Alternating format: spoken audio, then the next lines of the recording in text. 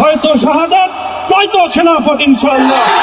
স্ট্রেসে আমি দেখেছি খুব কষ্ট করে ভর দিয়ে দিয়ে চলেছেন, বাতিলের কাছে মাথা নত করেনি। অন্যায়ভাবে আমাদেরকে কারারুদ্ধ করা হয়েছে, বুলেটের আঘাতে আমাদের ভাইদেরকে হত্যা করা হয়েছে। আমরা যখন আমাদের সন্তানদের লাশ এবং তাদের সেই মরদেহকে সামনে রেখে আমরা যখন আমাদের ন্যূনতম প্রতিবাদটুকু উচ্চারণ করতে গিয়েছি, তখন আমাদেরকে কারারুদ্ধ করা হয়েছে, আমাদেরকে নানাভাবে নিষ্পেষণ করা হয়েছে, আমাদেরকে জনগণ থেকে বিচ্ছিন্ন করার সব ধরনের অপচেষ্টা চালানো হয়েছে। আমি আজ এই মুহূর্তে আমার এই মুক্তি উপলক্ষে আমি বলতে চাই, আমাদের উপর জুলুম করা হয়েছে, এটাকে আমরা সহ্য করে নিলাম। আমাদের ভাইদেরকে হত্যা করা হয়েছে, সেটাও সহ্য করে নিলাম। আমরা আমার সন্তানের লাশ কাঁধে তুলে নিয়েছি, সেটাকেও আমি হাসি মুখে বরণ করে নিলাম। আমাদেরকে অপমান এবং লাঞ্ছনার সব ধরনের ষড়যন্ত্রের সম্মুখীন হতে হয়েছে, সেটাও আমরা হাসি মুখে বরণ করে নিয়েছি। কিন্তু আল্লাহর জমিনে আল্লাহ এবং তার রাসূলের কোনো সম্মান এক মুহূর্তের জন্য আমরা বরদাস্ত করে নেব না। আমরা আমাদের সর্বোচ্চ ত্যাগ এবং কোরবানি স্বীকার করতে প্রস্তুত রয়েছি, জীবন দিতে প্রস্তুত রয়েছি। আল্লাহর জমিনে আল্লাহর দ্বীনের ঝান্ডা সমুন্নত করেই আমাদের যাত্রা থামবে ইনশাআল্লাহ। হয়তো শাহাদাত, নয়তো খেলাফত ইনশাআল্লাহ। হযরত মাওলানা মামুনুল হক সাহেবের মুক্তির আনন্দ প্রকাশ করলাম। যারা মুক্তি দিয়েছেন তারা ভালো কাজ করেছেন, এটা বলছি। ছোট্ট বাংলাদেশ, এখানে কোনো অতীতের জের রাখা যাবে না।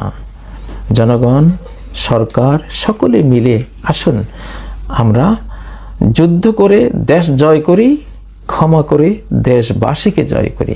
আলহামদুলিল্লাহ সুম্মা আলহামদুলিল্লাহ সুম্মা আলহামদুলিল্লাহ। সিংহের কথা বলতে বলতে সিংহের মুক্তির খবর চলে এসেছে।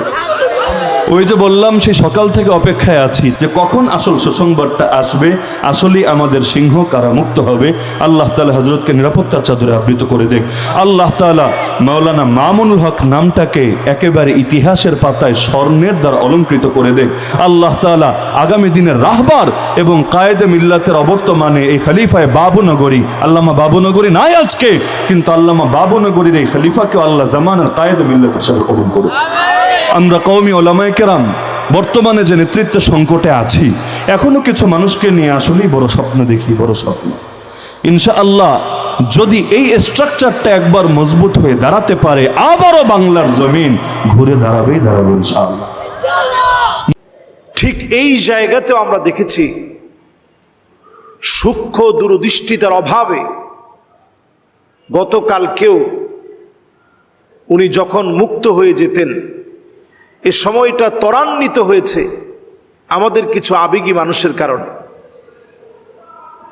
সবসময় একটা বিষয় আমাদের প্রত্যেকের মনে রাখা উচিত, মান কাতামা সিররাহু বালাগা মুরাদাহু বালাগা মাবলাগাহু।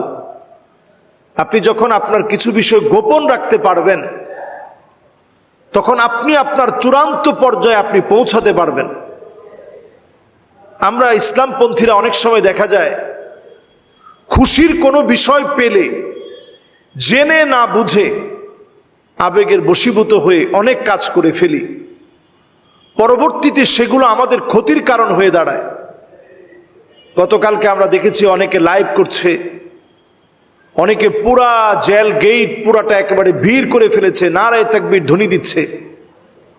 আমরা যদি একটু লক্ষ্য করি, সেই 1160টা দিন 2021 সালের 18 এপ্রিল তিনি অ্যারেস্ট হলেন, সেই দিন থেকে নিয়ে একের পর এক তিনি কষ্ট করেছেন। স্ট্রেসে আমি দেখেছি খুব কষ্ট করে ভর দিয়ে দিয়ে চলেছেন,